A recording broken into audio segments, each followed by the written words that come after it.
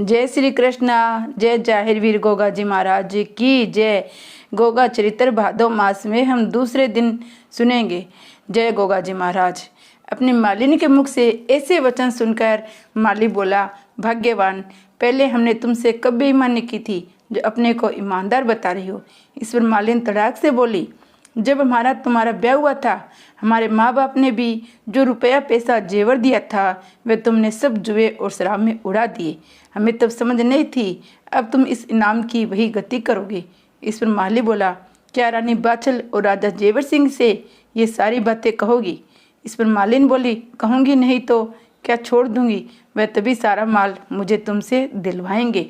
अपने मालिन की बात सुनकर माली घबरा गया और खुशामद करके सारा का सारा इनाम का मिला माल मालिन को सौंप दिया और कहने लगा, मैं तो तुमसे हंसी कर रहा था, तुम्हारी बात ठीक है, घर की मालिक तुम हो। मैंने बचपन की नासमझी में जो बुरे कर्म किए उनका मुझे खुद पश्चाताप है। इस पर मालिन बोली, अगर मैं इसमें बड़ी बूढ़ी होती तो क्या तुम घर की बर्बादी कर सकते थे? चलो अब हमारे दिन फिर आए, काफ़ी माल आ गए हैं, अब प्यार से रहेंगे। मालिन ने सोचा, बड़ी चालाक है, इनाम का सारा माल छीनकर अब मीठी मीठी बातें बना रही है। खैर गलती मेरी है जो मैंने सारा माल इसे दिखा दिया। अब जब कभी इनाम मुझे मिलेगा तो इसे अवाम में भी नहीं दूंगा। वह मन को समझाने लगा, अब पछताए होत क्या जब चिड़िया चुग गई खेत।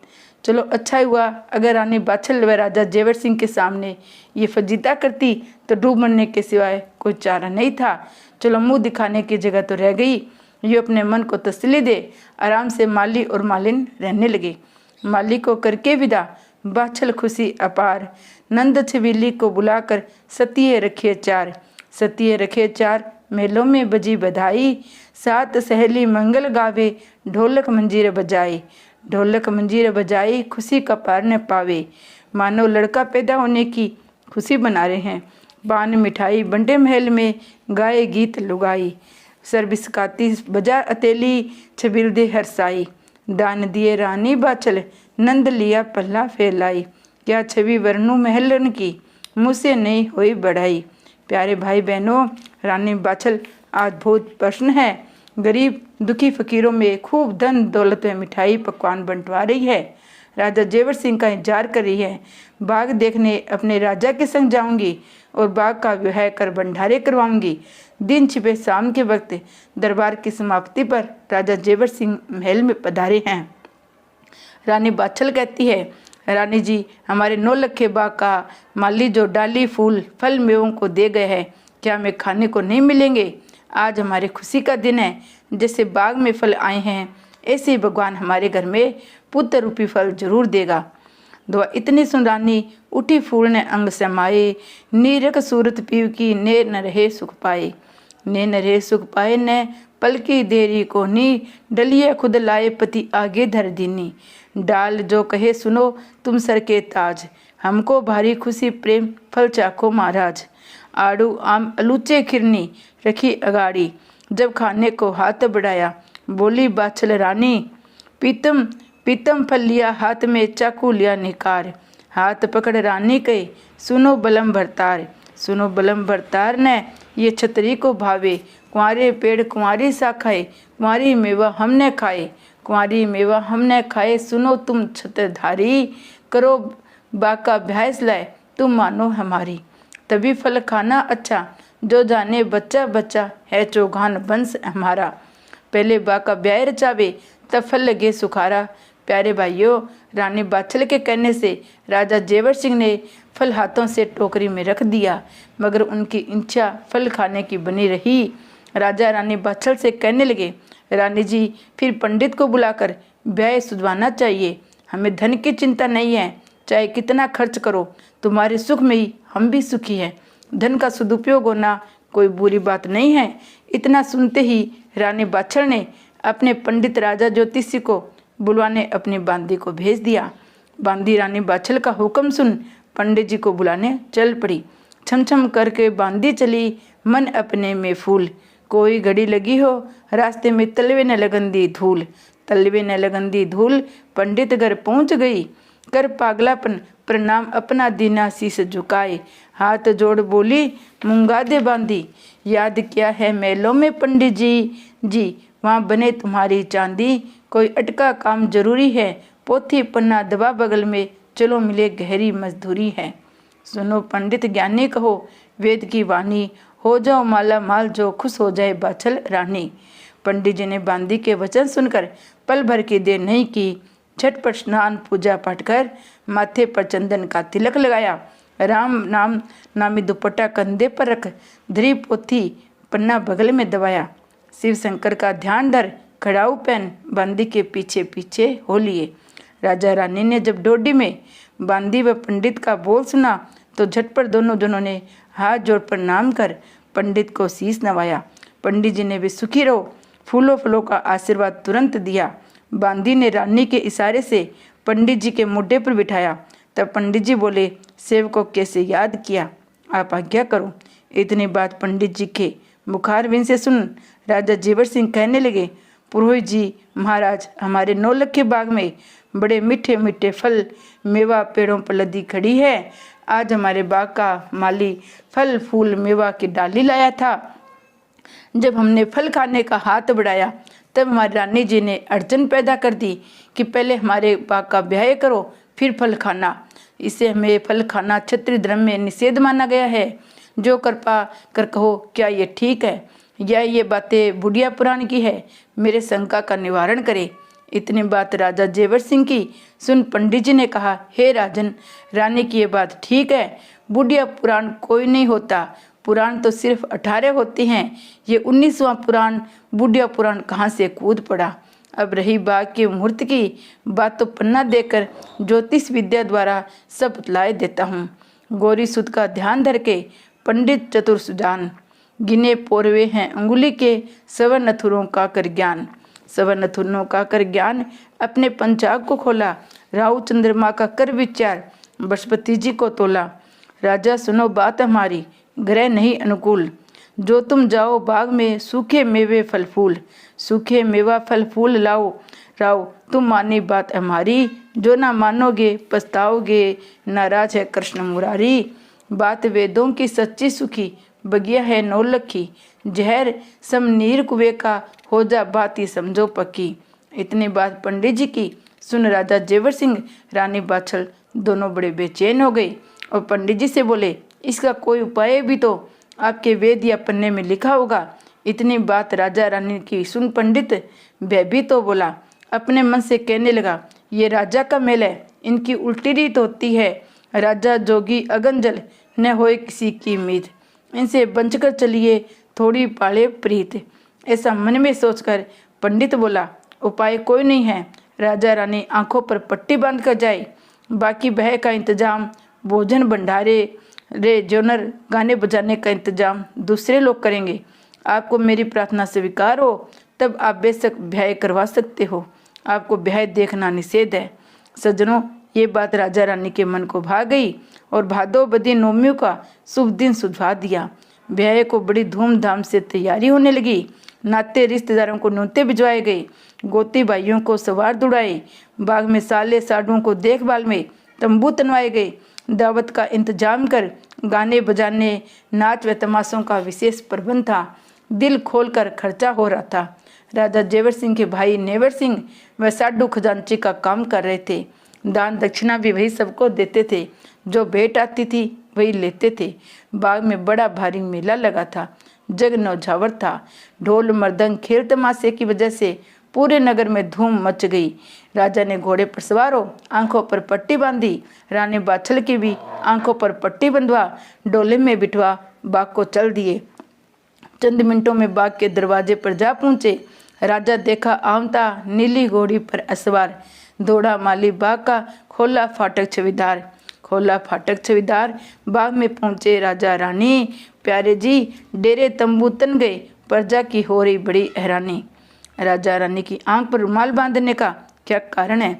क्या दोनों की आंखें इसी समय दुखने को आनी थी? सारी प्रजा को बड़ा मालहाल था, मगर किसी ने कुछ अंदाज लगाया, किसी ने कुछ ख्याल किया, मगर बोलने की किसी की न जरूरत थी न मजाल थी।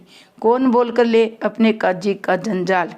भय बाग का हो रहा, नरप जेवर दे रहे मान, पानी के मूंगे मोती हीरा पन्ना खुला रहे दान। लूट रहे मेहमान राव के भरे खजाने भारी, दोनों हाथ लुटावे धन को भारी खुशी भिखारी। प्यारे जी भारी खुशी भिखारी, लूट रहे हीरा मोती, आंखों पर पट्टी बंदी राव के, कैसे दिखे बिन ज्योति। राजा जेवर को गुस्सा आया, पट्टी आंखों से खोली, रानी बाछल को वचन सुनाया। रानी जी तुमसे क्या कहूँ, मुझसे रहा न जाए, दुनिया लूटे बाग सुख, मेरा कौन पाप रा छाए। रानी जी मैं न मानूं बात किसी की, घोड़े पर चढ़ शेर करूँगा मैं अपने जी की, कहो मैं तुमसे रानी। फल में वे तो दूर न, हमने पिया कुएं का पानी, ऐसा क्या कौन कर्म न छोड़ा, धर्म रात दिन पुण्य करे हैं, जो रच दे विधाता वे टारे से नहीं टारे हैं। रानी जी ऐसे ब्याह के करने का लाख बार धिक्कार है, पट्टी बांधे हम खड़े देख रहे संसार। रानी जी जब से बाग लगवाया, आंखों से देख न पाया, एक न मानो बात किसी की, करूँगा अपने जी का, जल्द घोड़ा मंगवाओ, झटपट डोले में बैठ तुम मेरे पीछे पीछे आओ। पाखंड से भरा ये जमाना, एक न मानो किसी की, चाहे पीड़े पीछे पड़े भस्ताना। अपने स्वामी के मुख से ऐसी वाणी सुनकर रानी बाछल हैरान हो गई, मगर पतिव्रता नारी का ये धर्म है कि अपने पति की आज्ञा का पालन करे। रानी बाछल राजा जेवर से कहने लगी, हाँ स्वामी आपकी बात बिल्कुल ठीक है, मेरा भी मन बाग की ओर सैर करने को कर रहा है, मैं भी डोले में सवार हो आपके घोड़े के साथ साथ चलकर 9 लखे बाग की सैर करूंगी। सजनों राजा जेवर सिंह घोड़े पर सवार हो जाते हैं, रानी बाछल अपने डोले में बैठ जाती है। आगे आगे बाजे वाले हैं, दाएं बाएं चौबदार, पीछे वजीर और उमराव लोग हैं। राजा रानी ने अपनी आंखों से पट्टी खोल दी, पेड़ पौधों पर नजर घुमाई। राजा रानी की नजर पड़ते ही बाग के पेड़ मुरझाकर सूख जाते हैं, कुएं का जल भी खारा हो जाता है। जब राजा रानी ने देखा न मारे कोई बेटा बेटी है, हमने चाव से खूब धन खर्च बाग लगवाया और अपना बेटा बेटी समझते वही पेड़ पौधों का ब्याह रचाया, तो भी हमारे कर्म से सूख गए, मीठा कुआं भी खारा बन गया। अब मेरे बाग से कौन आएगा, कौन धर्मशाला में ठहरेगा, कौन बिना पानी के शिव मंदिर में पूजा करने आएगा, कौन प्याऊ पर आकर खारा पानी पिएगा। प्रभु दया करो। राजा जेवर सिंह सोचते हैं इस जिंदगी से तो मर जाना बेहतर है। राजा कटार सूत कर अपने गर्दन में मारना चाहते हैं। रानी बाछल कटार वाला हाथ पकड़कर कहती है, राजा पहले मुझे मारो, पीछे आप मरना, क्यों प्यारे नायक मरो रहे न दिन एक सार। नल राजा विपता भरी तजी दयमंती नार, राजा जी तजी दयमंती नार, विपत्ति भारी भारी, तेली घर हांका पाट, खूंटी गई हार चबाई। विपदा सब पर आती है, अच्छे बुरे दिन धूप छाएं की तरह आते जाते रहती हैं। आज हमारा बुरा वक्त हो तो कल अच्छा भी आएगा। किसी कवि ने क्या अच्छा दुआ का है, प्यारे खुश हो बैठिए देखे दिन के अफेर, जब नेके दिन आएंगे बनत न लागे देर, बनने लागे देर पिया जी तुम्हें कैसे मैं समझाऊं, गुरु गोरख आने वाले हैं मैं मन इंचा फल पाऊं। रात सुपना देखा है सूखा बाग हरा हो जाएगा, कुएं का जल मीठा हो जाएगा।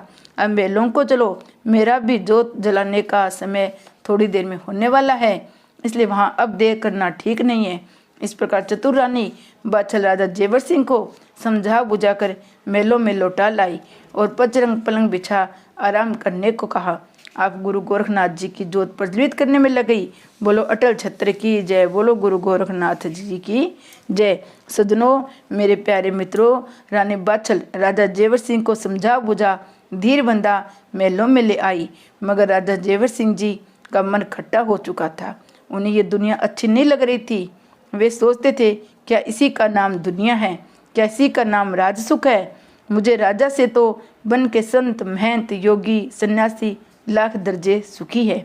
अपनी नींद सोना, अपनी नींद उठना, जब जी चाहे भगवान का भजन करना, जब जी चाहे भांग घोट कर पी ली, तब तो उनकी सेहत संड मुसोड़े जैसे होती है। एक मैं हूँ जिसकी चिंता फिक्र के कारण आंखें मगज में धस गई है, गाल चिपक गई हैं, खाना पीना सोना सब हराम हो गया है।